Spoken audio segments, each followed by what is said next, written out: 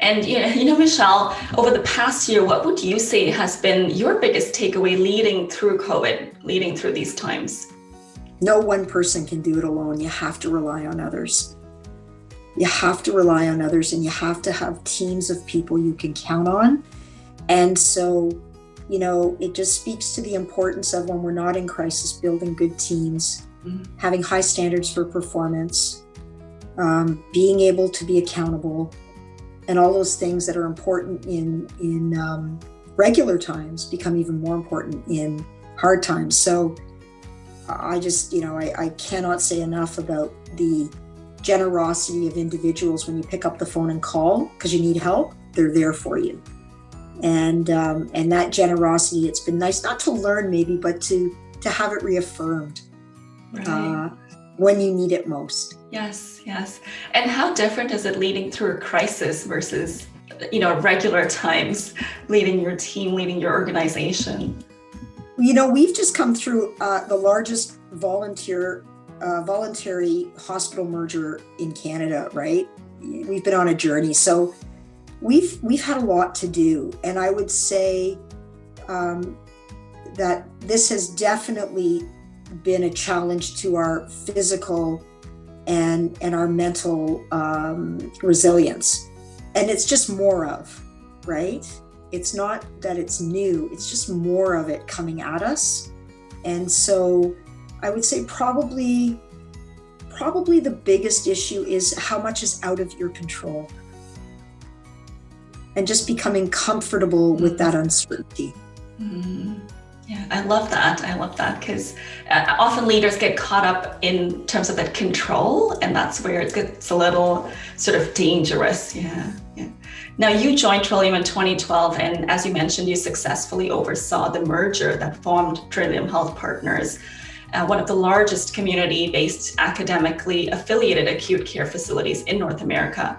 So what does it take to, be successful at such a large endeavor? Well, you have to have a vision.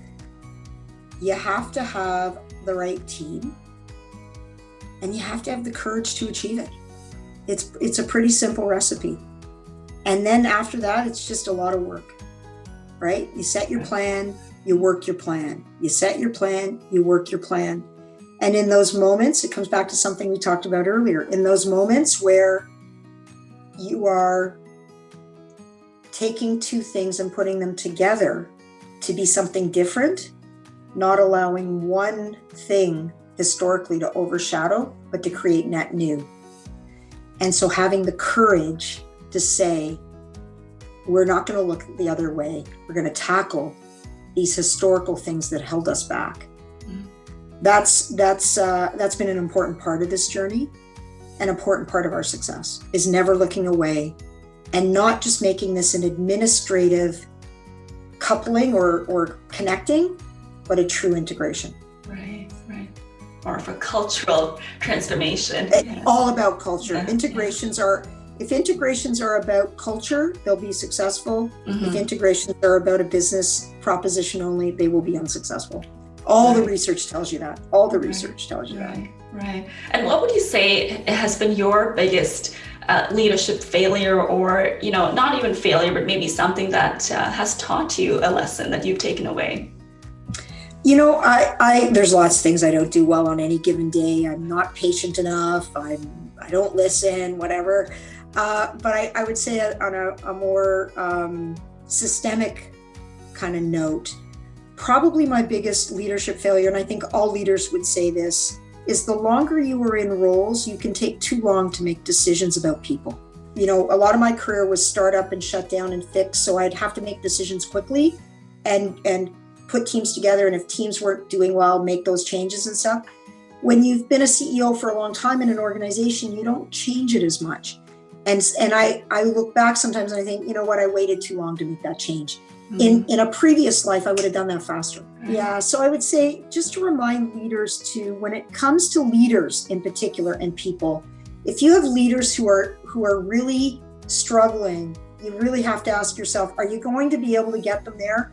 Because they have so many people under them that are also being held back. And really be mindful of making those decisions quickly and then executing on them respectfully, right? Right. Those are some of the hardest decisions as leaders, often they. 100%. Yeah, Right, yeah, right. and yeah. I could, if we had another hour, I could go through all the decisions I've had to make, and I can tell you, I still feel the impact emotionally on those decisions because it isn't just about your organization. You're also changing people's lives, right? Mm-hmm. So you should never, as a leader, become desensitized to those things. Right. And how do you identify your top performers, Michelle? Well, really, it's actually quite simple. These are people who, again, have high integrity, have courage, know how to deliver results, and work within a team-based environment. People talk about having superstars.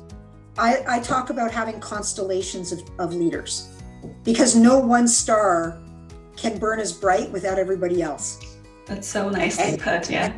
And so when I'm hiring leaders, those are the if somebody comes in and says, I'm a superstar, I'm going to take this place to the highest level, it's a mental note to dig deeper. Well, is it about you or is it about them? And so those individuals with high integrity, values, courage, get things done, and who are about others, come and work at Trillium Health Partners. You're going to do very well. Amazing, amazing. And I do have to ask you this question about politics, office politics, because that's sort of your background.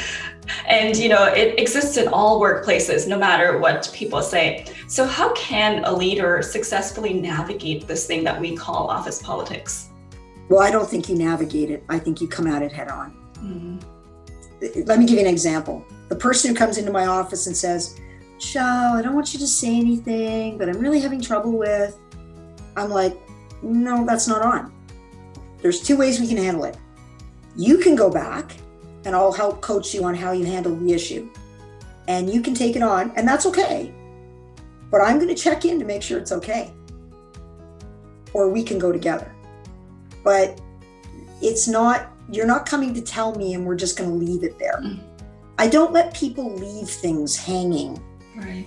And sometimes I might react too fast, maybe too slow, but fundamentally they don't get to left. That's the politic that destroys teams and creates dysfunctionality, are when you try to have the bilateralness in a way that is devaluing of everybody else.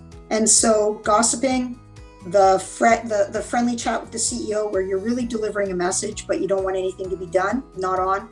The devaluing of a we-they mentality, that back to, it's not you're a superstar and everybody else is back here. You might be the person who is leading us hard right now, but please don't forget, if all this came away, you wouldn't be able to get it done. And just really reinforcing those basic principles of team and functionality of team. A back office can't work with a front office without a front office, and a front office can't work without a back office. Right. Yeah. Every single person has value.